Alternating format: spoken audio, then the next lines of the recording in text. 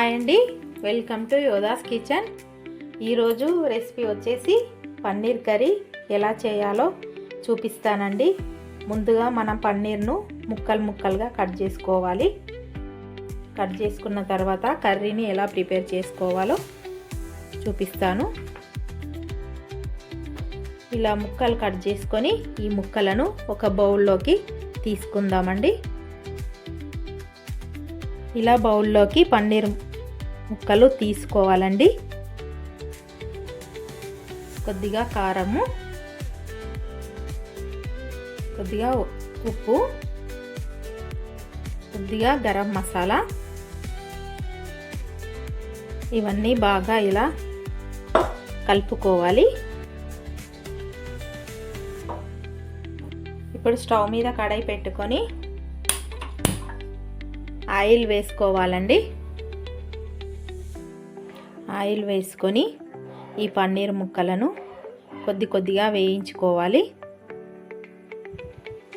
ఇలా ఆయిల్లో పన్నీర్ ముక్కలను కొద్దిగా వేయించుకోవాలి. ఈ విధంగా పన్నీర్ ముక్కలను ఫ్రై చేసుకోవాలి. ఇప్పుడు కర్రీ ప్రిపేర్ చేసుకుందాం. ఇప్పుడు ఇదే ఆయిల్లో కొన్ని ఉల్లిగడ్డలు,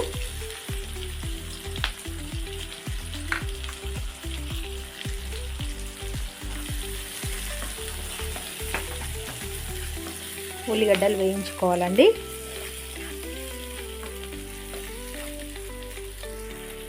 ఇందులోనే కొన్ని టమాటా ముక్కలు,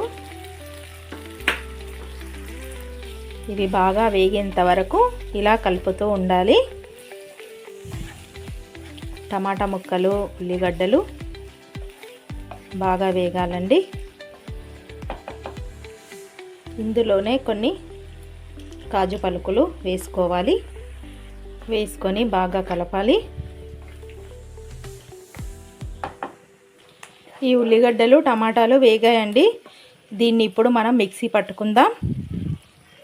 ఇదే కడాయిలో కొద్దిగా ఆయిల్ వేసుకుందామండి.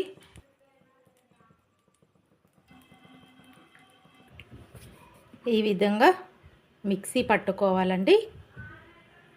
ఆయిల్ వేడైంది. ఒక 2 బిర్యానీ ఆకులు, ఇలాచి, లవంగాలు,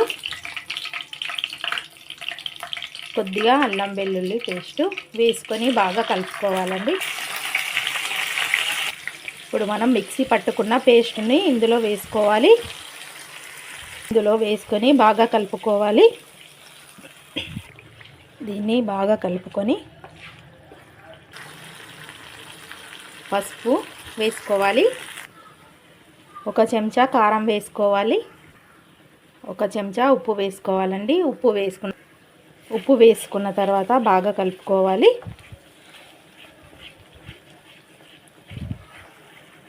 కొద్దిగా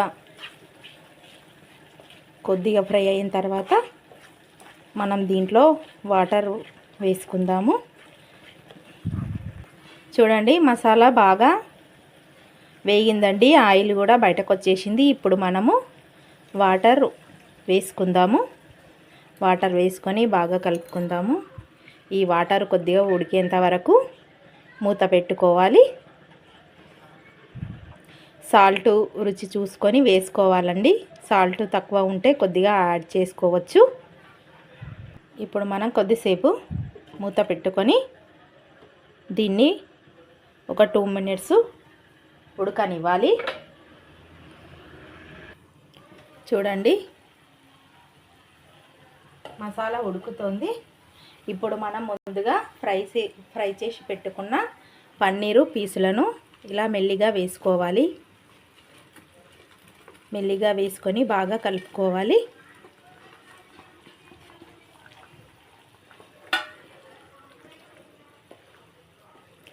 బాగా కలుపుకున్న తర్వాత దీన్ని కూడా కొద్దిగా ఉడకనివ్వాలండి. 1 నిమిషం పాటు మళ్ళీ మూత పెట్టుకుందాం. చూడండి, పన్నీర్ కర్రీ రెడీ అయిపోయింది. చివరగా కొద్దిగా కసూరి మేతి వేసుకోవాలి. కసూరి మేతి ఇలా వేసుకోవాలి. కసూరి మేతి వేసుకుంటే టేస్ట్ బాగుంటుందండి. కొద్దిగా కొత్తిమీర వేసుకోవాలి.